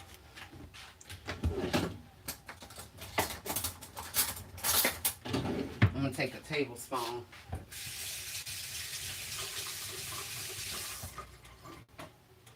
You know what they say? Don't use metal, so I'm not. I switched my spoon. Plastic. Just take a little tinge out of there. I'll clean it up in a minute. Everything finna be sticky. Sticky, sticky, sticky. I'm not a messy person. At times I can be a clutter bug, but I'm not messy. I just need one little small tinge in this jar. So I'm not even going to use the funnel for that. Yep, that's perfect. Now, this is the other part that is very important. Now, I do have a piece of clean paper towel right here. I'm going to fold this over like this. And then in the beginning of the video, I did show you guys this little container. I have vinegar in here. Now, this is super sticky like jams and jellies. So I'm going to take it and dip it in here. And just squeeze it off a little bit. Now, this vinegar is 5% acidity. I keep that for like my barns. But what you're going to do, this is to clean your rims of your jar. Because if you have any food, sticky, anything on there, you will not get a seal. And this is going to be a wasted effort. So, it's very important. Ooh, that's hot. Okay. The jars are always hot. Just be careful. Don't burn yourself. Ooh. But get it good and clean so you can get you a good seal. So I try to just go around it really, really well. And then you can take another little piece off of there, dip it in, do your next one. And then we're going to get our lids. That's ready to go completely. So let's go around this rim. You know what I didn't do? I'm going to do it after. I didn't taste it to see if it's super sweet. Okay. That one's, oh, shoots my hands. Oh, if you guys didn't know about multiple sclerosis, you do get spasms. I get bad hand spasms. It's been messing with me since last night. Let me get another piece of paper towel. And I was praying that you guys would not see that on camera, but MS also does what it wants to do when it wants to do it. So I just have to be careful, especially when I'm dealing with hot things that could burn you. So I'm going to take this, I'm going to turn this way so that I'm not bumping anything. And I'm going to take, yep, they're still hot, my lid lifter. And I'm going to put it on my jar. Now anybody that cans, chime in if I'm doing something wrong. I take all the critiques, negative and positive. Because if you can't take a critique, you can't learn. Okay, I got those on. Done with that for now. Get 2 bands. And we're going to screw these on finger tight. We're not cranking this. Fingertip tight. Because we want to have room for venting and expansion. Now, I'm going to take these 2.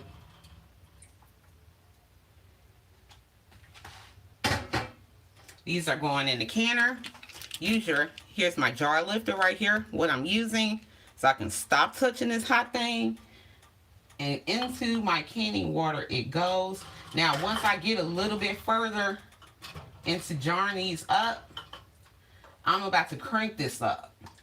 Because so far that I've learned over the past couple of months, for my stove, the way it works, with this electric mess and not gas, that it takes a while for it to start a roaring boil. But then another thing, this canner is 21.5 quarts.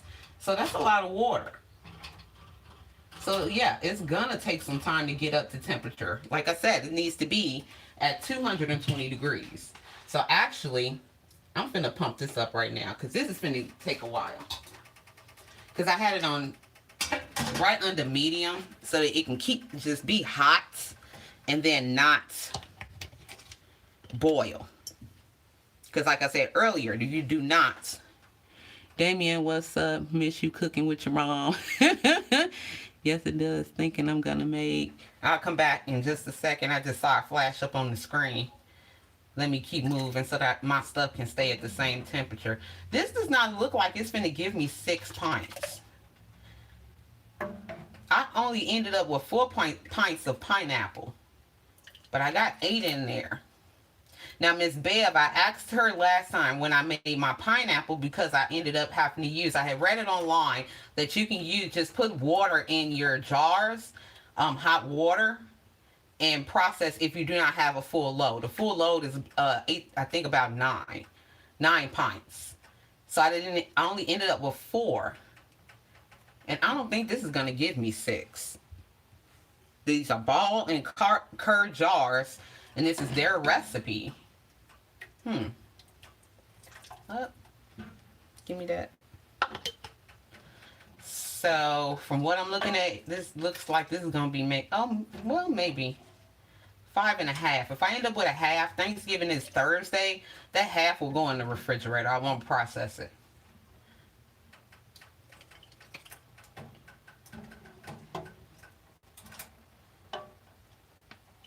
I don't know if you guys can see this. I'm trying to keep it in camera shot as well. Okay, now let me measure this and debubble these. And what I need to do, take out 2 more jars because this ain't gonna take but a second. Let me keep moving.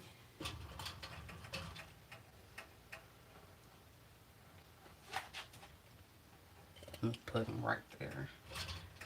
Maybe it will give me 6.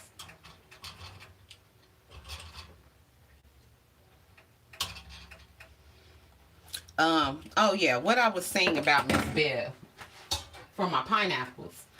I didn't have a full can of loads, so I had read that that you can just process with water with the open jars. Now I made the mistake of putting lids on the ones with just water. So I almost wasted 2 lids. And if you guys know anything about what's going on in the canning community right now, there is a shortage. Ooh, hot, hot, hot, hot, hot. Where's my towel? There's a shortage on canning equipment, like jars, lids, different things like that. So I really felt bad because I felt like I wasted 2 lids, because she told me next time just like this, like these are empty, just fill them up with hot water and process and let it be. So I think that's what I'm going to have to do today.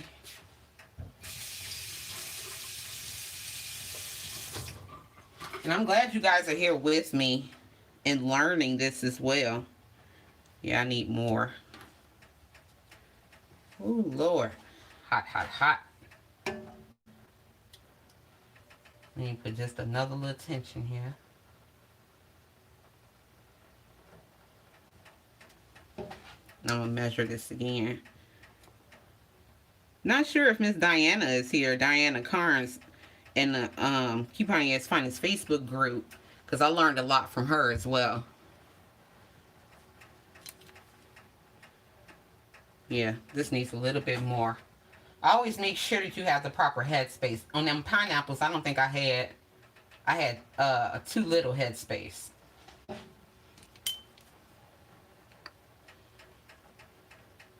Because what's going to happen is they're going to siphon, which means they're going to spurt out, because that's why we put the bands on finger tight, because that allows venting. Let me get some more paper.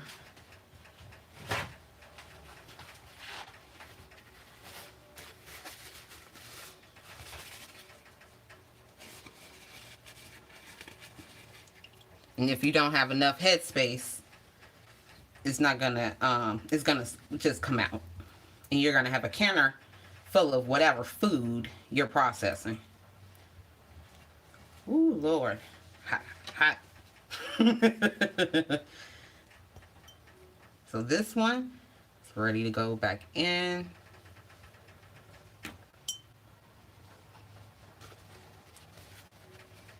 Get a little bit more vinegar. I've gotten a tad quiet because I want to make sure I'm doing this correctly. Like I said, I'm still new to canning. It ain't been even 6 months. So I still got to make sure that I'm doing things right. Okay, that's good. Now we're going to take our lid. Put it on. Now the purpose of this lid lifter thing, I think I just wanted it. Because I saw other YouTubers using it that were canning. I was being ghetto and using some chicken tongues. So yeah, I wanted the lid lifter. Okay, fingertip tight. Let's bring this over so you guys can see it. Finger tight. Okay, into the canner you go. Now I've already pumped this up. Lid lifter. Not lid lifter, jar lifter.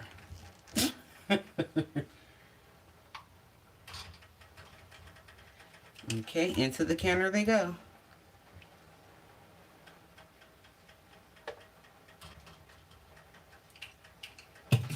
Alright, and put that top back on it so it can keep coming to temperature. Give me that back. Okay, now these are still warm. Let's keep going. That's 4. So maybe so for 6, because I'm down to the bottom of this pot. I got my big pot because I thought it was going to be more than this. I have a pot smaller than this and a lot lighter than this one. I could have used that one.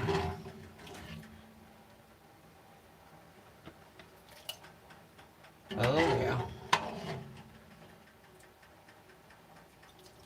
This one can be a pain to clean because of it's thick. I'm not sure what it's made out of. It's not Teflon. Could be steel and just coated steel. Not sure. But it is heavy to clean. Oh, I think I'm going to have extra. So, I'm going to process the 6 and put the rest in the fridge. And we'll just eat it. We never wasted anything. Whether I'm canning or not in this house, I don't like wasting food. A bunch of people out there that don't have food. They have such a large homeless community in Las Vegas.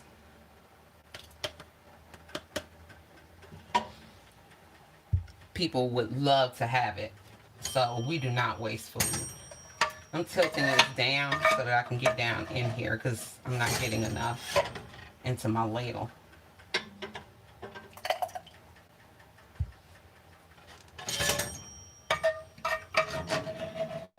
Like I said, Miss Bev, if you're sit here or any other folks here that can, if I'm doing anything wrong, please let me know. Or if I'm doing it right, let me know.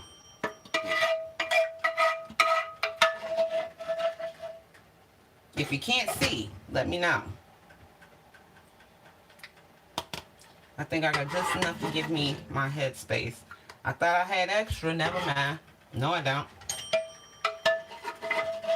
I'm gonna get all of this. And I know you guys can probably hear the canner coming up to temperature. So I think because that's a little bit of time that's gonna take, I think I'm gonna end the live at that point, and then I'm just gonna come back and just upload the rest to show you guys what it looks like after. That makes more sense to me instead of you guys sitting here probably for another hour. Darn electric. Won't gas. Oh, you know what? Why am I getting this and I haven't debubbled anything?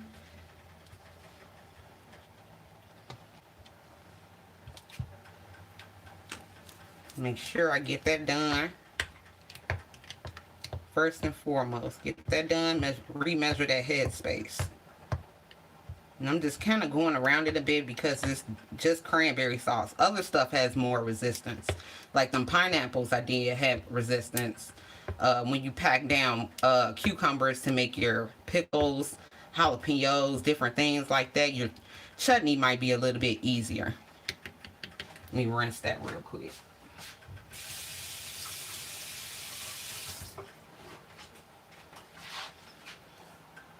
I got too much headspace on it. Both. Let me see if I can get an inch bit more up out of here.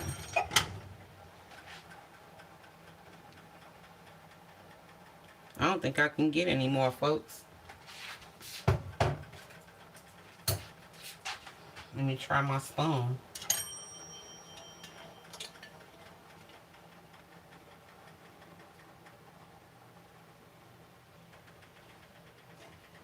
I think I may end up with a little bit too much headspace.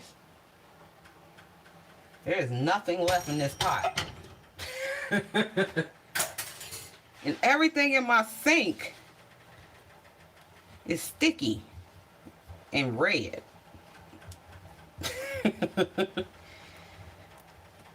Yep, it's trying to come up to temperature. Plus, I got to put some... Let me run this hot water for these jars that's in there that I'm going to just leave. So I can at least have 8 jars in there. And I'm just going around making double sure, triple sure I don't have any sticky on here. Because I want to get a good seal, because if we don't use them right now, I use cranberry sauce throughout the year. I make other stuff. that I would use cranberry sauce for.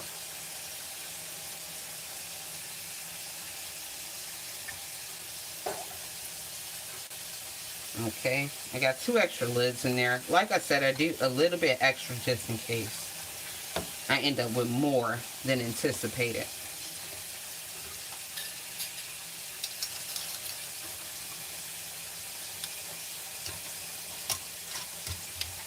Okay, we're going to put these Vans on once again, fingertip tight.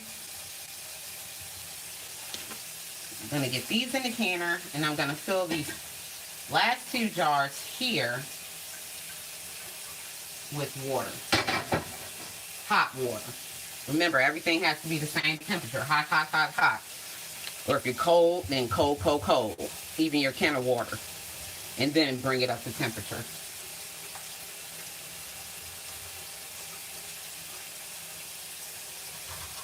Move this one to the...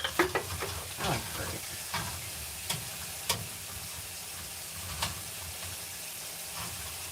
Be very careful when you're in this canner, because this water is very hot. And then the last thing you're going to do is make sure that you have 1 to 2 inches of water over your jars in your canner, because that's going to create your water circulation, which processes and gives you a seal and brings the internal temperature of each jar up to the temperature that it needs to be. Let me move this, because now I'm no longer here. I'm over here at the canner. So you want to make sure that you have 1 to 2 inches over. Now, my canner has a rack, so they're sitting on the rack. They've been simmering this entire time. What time is it now? Going on 1 o'clock. It's 15 minutes to 1. So it's been simmering this entire time. So now I done pumped it up. So now my water in my sink gets like really, really hot. I'm gonna just take the jar over. This one has a little bit of the canning water on it, and it just splashed me.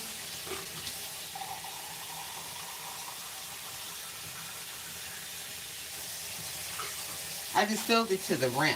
Now, Miss Bev, if you're here, am I doing this right? Is this what you told me to do? Just fill it up with hot water. Put it back in. Make sure that water is steaming hot.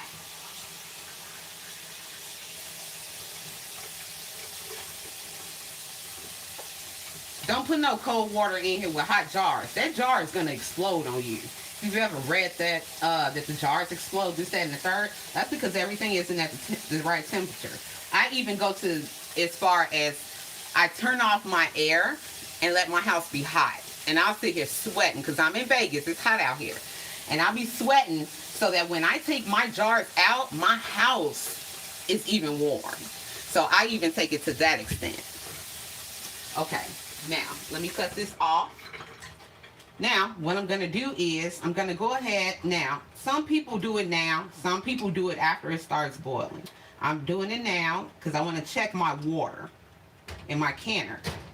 I want to make sure that I have 1 to 2 inches, like I said before, of water over my jars. Like the jar is here, your water needs to be here, if that makes sense, so that it can circulate around and penetrate the jar to the middle of the food that this is your processing time, so that it can become an internal temperature of 220 degrees. So, and it creates a vacuum seal, which makes it in turn shelf stable. Now that's the scientific part that I've learned.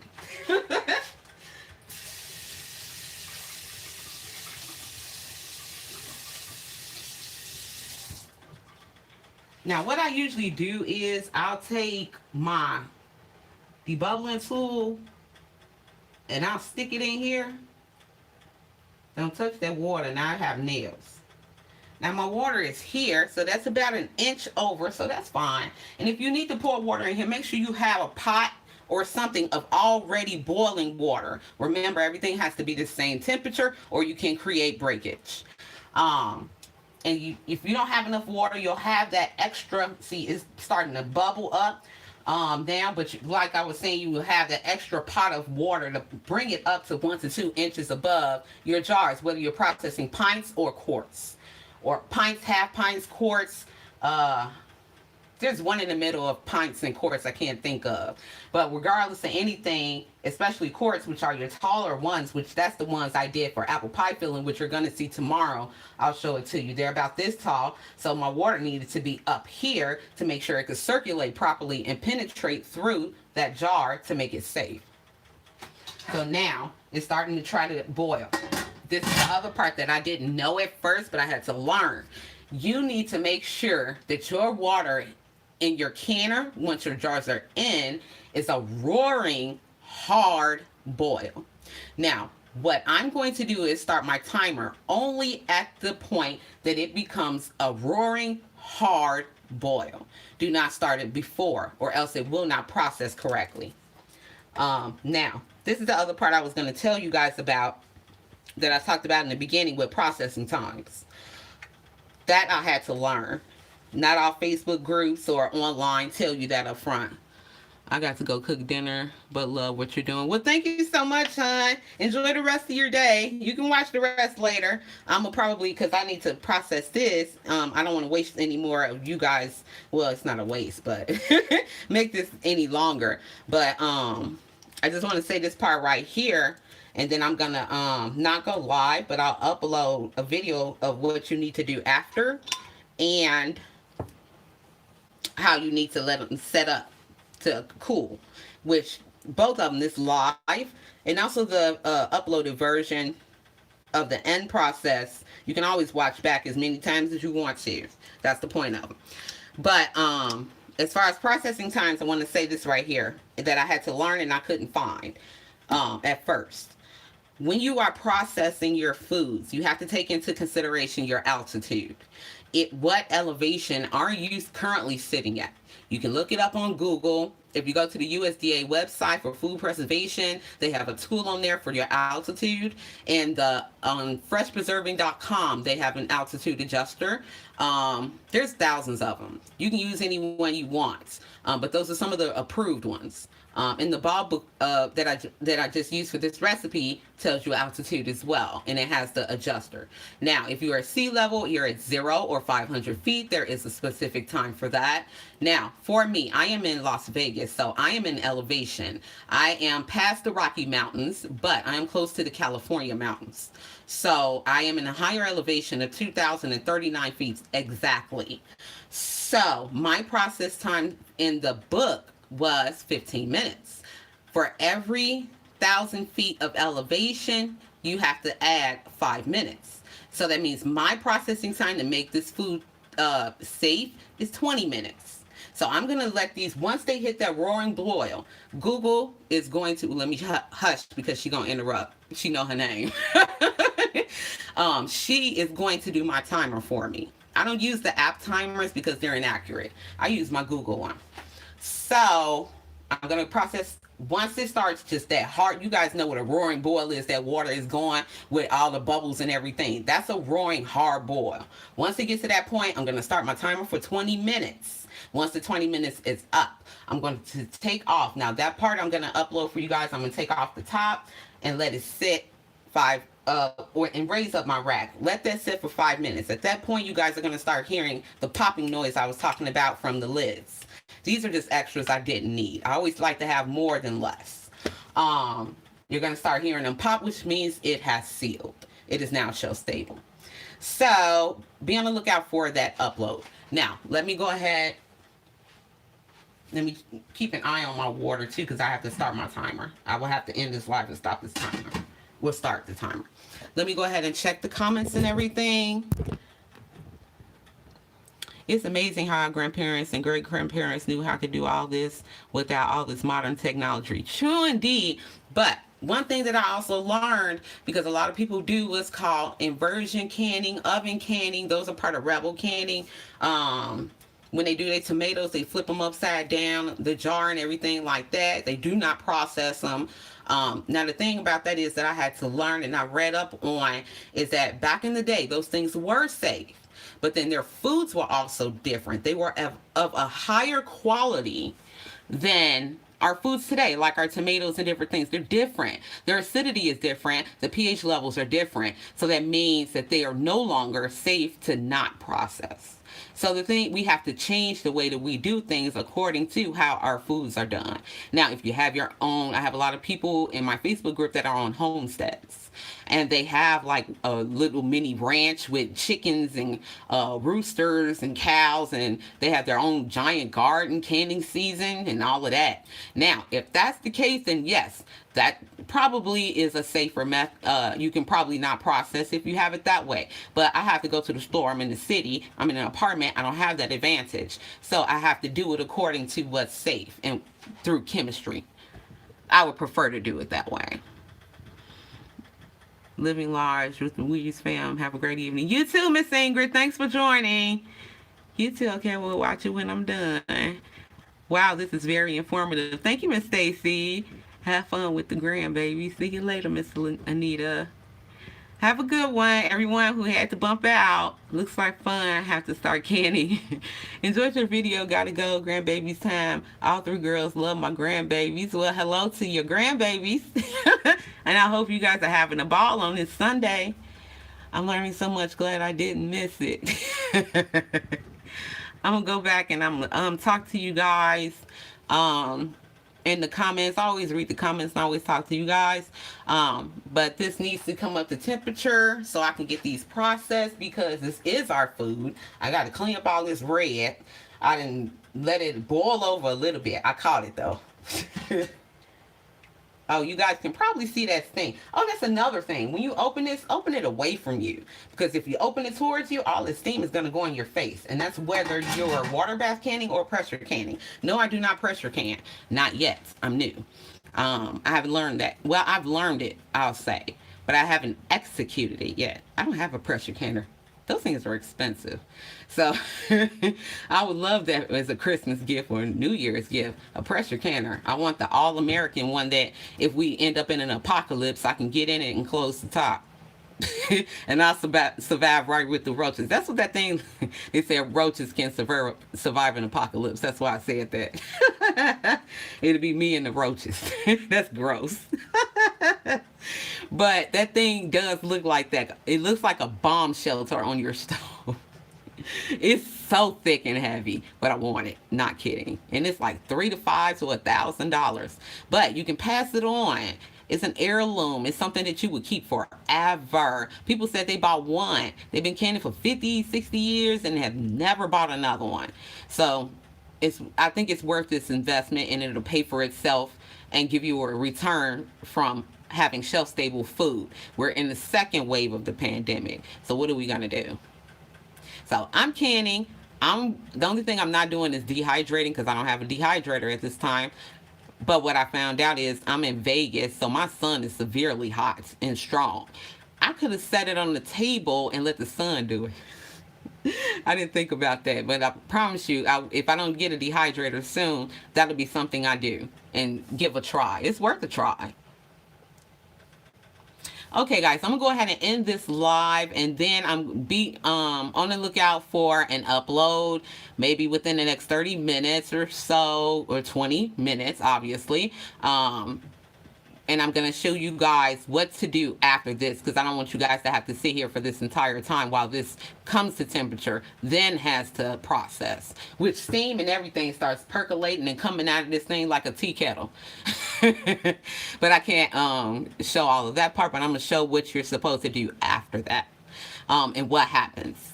Okay, guys, thank you so much for joining me this Sunday on the first episode of Couponing and Cooking with the Gabbs Thanksgiving Special. After this second upload for you guys, I'll be back with you guys tomorrow, and we're going to start doing our pies, our apple pie, and what else was on the menu? Oh, yes. The apple pies and the sweet potato pies. So we'll be back with that for tomorrow, same time, 11 a.m. And I will be putting it in the communities tab if I change the time or something to that effect. But thank you guys once again for joining me. Thank you for the super chats and the donations. I appreciate that so much. Okay, guys, thank you so much for watching, and happy couponing with love. Bye.